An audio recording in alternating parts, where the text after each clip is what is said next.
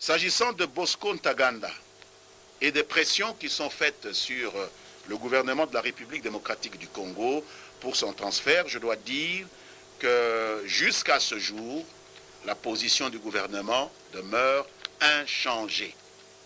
Nous considérons que la paix pour nous est un préalable incontournable sans laquelle la justice, comme je l'ai dit, n'est que pure illusion.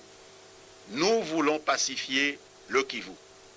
Ntaganda a été, mobilisé pour réussir la réintégration et le désarmement d'anciens rebelles.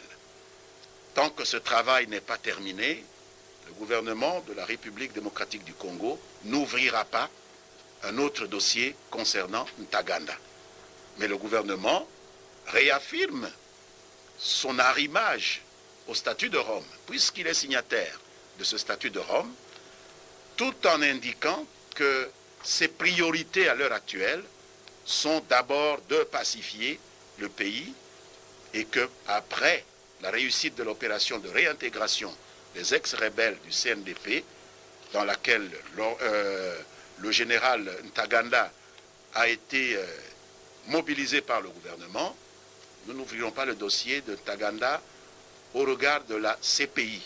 Nous nous sommes expliqués auprès de la CPI, des pressions sont mises sur le gouvernement, nous prenons acte de ces pressions, mais ça ne change rien à la situation que pour nous, c'est la sécurité du Kivu d'abord, avant que nous ne puissions plier à toutes les pressions, parce que si le pays n'existe pas, sur qui va-t-on faire des pressions?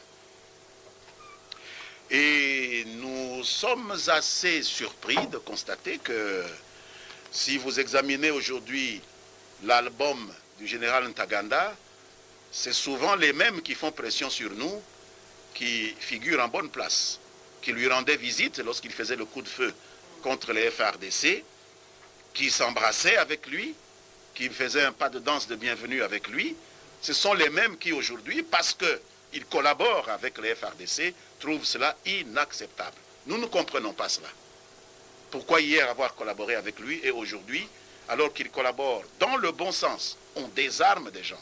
Donc on réduit les potentialités d'assassinat, de meurtre au Nord Kivu. Pourquoi cela devient insupportable et pourquoi il était fréquentable quand il tuait des Congolais?